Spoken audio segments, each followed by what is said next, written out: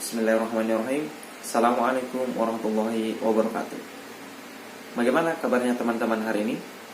Semoga semuanya sehat walafiat dan selalu dalam lindungan Allah Subhanahu wa taala. Amin.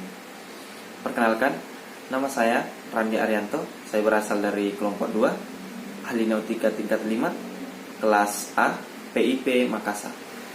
Oke, kali ini izinkan saya mempresentasikan materi mengenai dinas jaga, di mana topik pembahasannya adalah mengenai persiapan berlayar seperti daftar periksa atau checklist dan materi tentang pandu naik.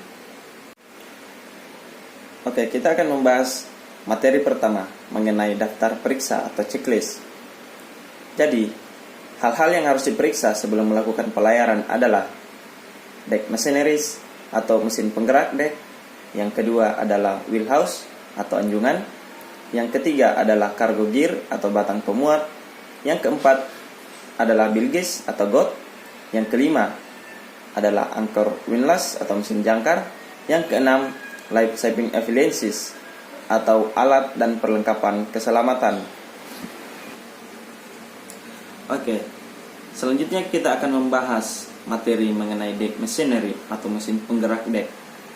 Mesin-mesin deck atau deck machineries adalah unit-unit atau instalasi permesinan yang dibutuhkan untuk operasi kapal, termasuk sewaktu berlayar di laut maupun selama operasi muatan di pelabuhan.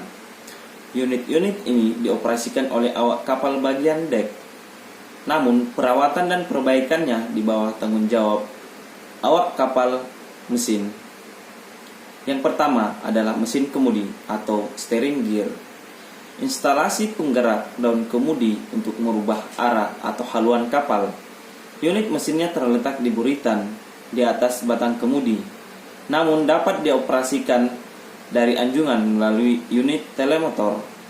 Yang kedua adalah mesin jangkar atau windlass. Unit mesin yang berada di haluan untuk menurunkan dan menaikkan jangkar sewaktu-waktu berlabuh di luar pelabuhan. Yang ketiga adalah mesin capstan atau penarik tali tambat. Adalah unit yang dibutuhkan untuk menggulung atau mengulur tali tambat sewaktu kapal akan sandar atau lepas dari dermaga. Yang keempat, mesin pengangkat muatan atau crane. Unit-unit mesin untuk mengangkat muatan ke atas kapal dan memasukkannya ke dalam palka atau ruang muat kapal, atau menaikkan muatan jika akan dibongkar ke dermaga. Selanjutnya yang harus kita periksa adalah wheelhouse atau anjungan. Alat-alat yang perlu dicek di anjungan antara lain lampu navigasi, roda kemudi, radar, GPS atau Global Positioning Satellite, kemudian radio komunikasi, perangkat komando ruang mesin. Selanjutnya adalah kompas, teropong, perakhiran cuaca atau navtex atau radio weather yang updates. Selanjutnya yang akan kita bahas adalah cargo gear atau batang pemuat atau crane. Jadi ketika berlayar dengan jarak dekat, maka gaya harus terikat dengan kuat. Cuaca dan kondisi laut kondusif, batang pemuat tidak menghalangi cakrawala pandang. Namun ketika berlayar dengan jarak jauh, maka batang pemuat harus terikat berada pada posisi dudukan atau penyangga. Yang keempat adalah bilges atau got. Bilge pump adalah pompa air got.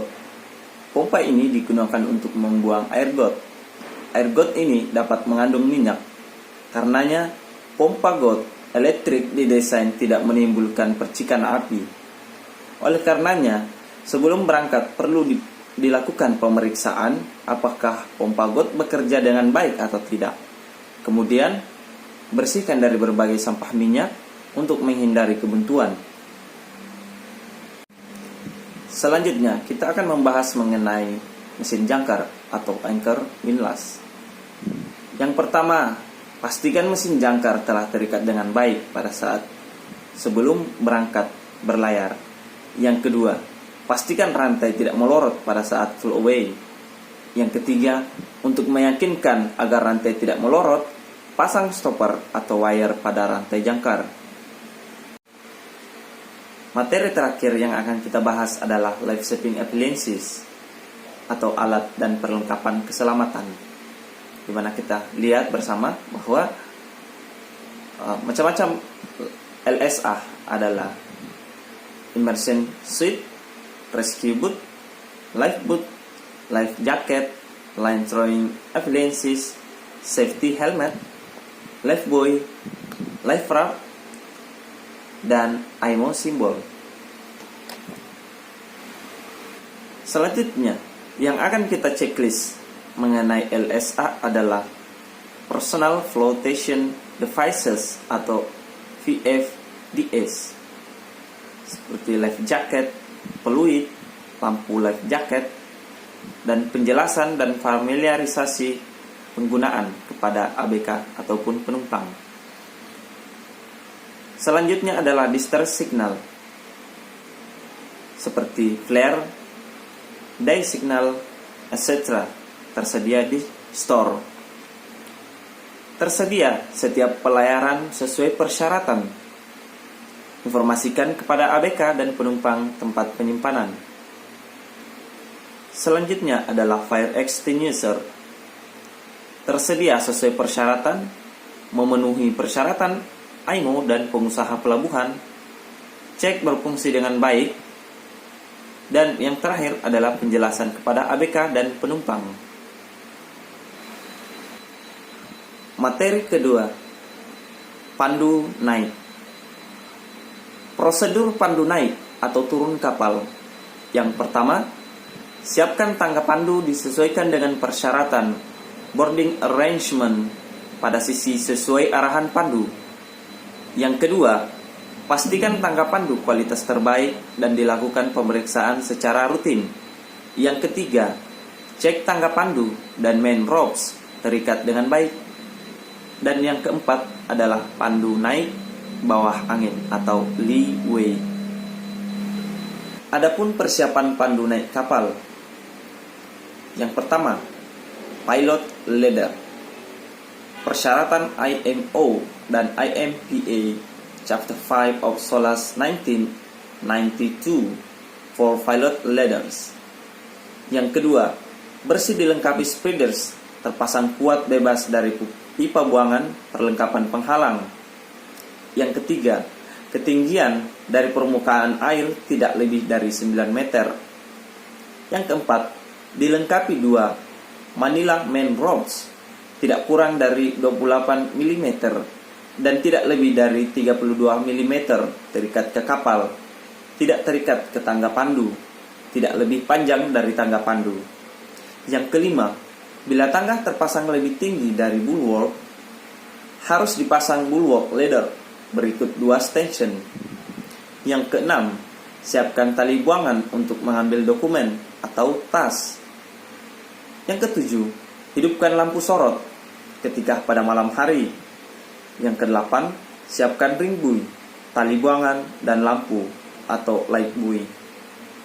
Gunakan life jacket.